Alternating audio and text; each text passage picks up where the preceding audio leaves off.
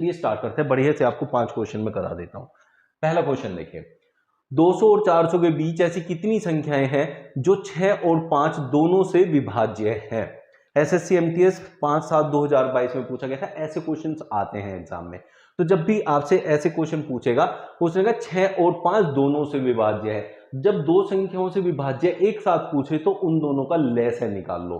जैसे यहां 6 और 5 है बच्चों, 6 और 5 है आपकी सहअभाज्य संख्याएं।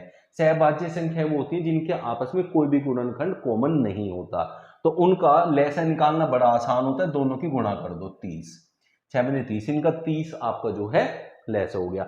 अब ये देखो 200 से 400 के बीच 30 से विभक्त होने वाली कितनी संख्याएं हैं। तो भाई 30 के टेबल में आने वाली संख्याएं, तो सबसे पहले 3 सते 21, 210 आएगी, ध्यान दीजिएगा। और अब अगर इसमें मैं ऐड करता जाऊं, 3 सते 24 और 3 सते 21, 3 अठे 24, 3 हम 27, 3 हम 30, 11 तिये 33, 12 तिये 36, 13 तिये 39। अब देखिए इसके आगे जाएंगे तो 400 से ऊपर चला जाएगा। तो 1 2 3 4 5 6 7 ऐसी 7 संख्याएं हैं जो 5 और 6 दोनों से विभक्त होंगी 200 से 400 के बीच। बढ़िया लगा है तो भाई लाइक बटन जरूर दबा दो और शेयर करना वीडियो ज्यादा से ज्यादा आप लोग।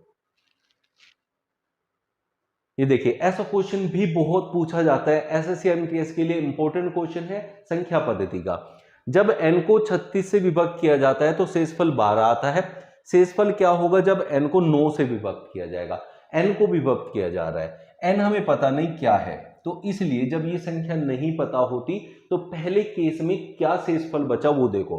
तो पहले केस में 12 शेषफल बचा, इसको ले लो।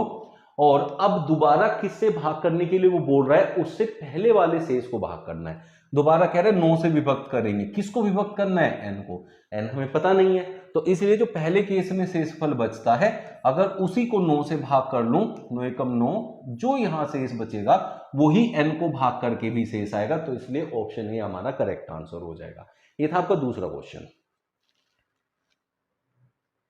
निम्नलिखित में से कौन सा कथन सत्य है। 1 से 100 तक 17 के 13 गुणांक है। तो ऐसा जब भी क्वेश्चन आए तो इसमें देखिए ये क्या होगा, 2 कथन देगा, आपको देखना कौन सा कथन सही कह रहा है। तो 1 से 100 तक 7 के 13 गुणांक है, तो आप क्या करो 7 की गुणा करके देखो 100 तक की संख्या कितने तक आ रही है। 14 से गुणा करेंगे तो 14 सत्ते 98 होता है, तो मतलब 14 गुणांक है उसके, और उसने कहा 13 गुणांक है, तो पहला कथन हो गया गलत। अब 19 और 5 की गुणा करके देखें, 19 पंजे 95, 19 की 6 में गुणा करूंगा तो 100 से ऊपर चला जाएगा, इसलिए 5 ही गुणांक है, तो ये बात सही है। तो केवल 2 सही है, तो ऑप्शन बी आपका करेक्ट आंसर हो जाएगा। ऐसे क्वेश्चन भी एमटीएस में पूछे जाते हैं। नेक्स्ट क्वेश्चन देखें, 9 का स्क्वायर प्लस 11 का स्क्वायर 21 के स्क्वायर तक का आपसे पूछा है, मान कितना होगा। इन सबको जोड़ेंगे तो क्या आएगा, तो इसके लिए एक फॉर्मूला होता है जिसको हम कह सकते हैं n into 4n square minus 1/3।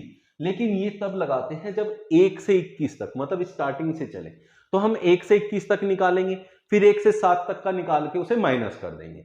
लेकिन बच्चों उसमें काफी टाइम लगेगा और ये संख्याएं छोटी होती हैं, और एग्जाम में देखो ये दिया हुआ है, तो ऐसे क्वेश्चंस में सीधी वैल्यूज निकालनी है। तो यहां 9 का स्क्वायर निकालेंगे, 9 का स्क्वायर होता है 81, फिर 11, 9 से 11, 11 का 121, फिर 13, फिर 15, 17, 19, 21। अब बच्चों इनको आप निकालो और डायरेक्ट ऐड कर दो, इस फॉर्मूले को यूज नहीं करेंगे अगर आपके पास स्क्वायर ज्यादा बड़े नहीं है। नहीं तो ये फॉर्मूला होता है कि इसमें क्या करते हैं, 1 से 21 तक कितनी जो है विषम संख्या है पहले वो निकालेंगे, उसे n मानेंगे, इस फॉर्मूले में रखेंगे, 1 से 7 तक निकालेंगे, उनको यहां माइनस कर देंगे, तो आपका आंसर आ जाएगा।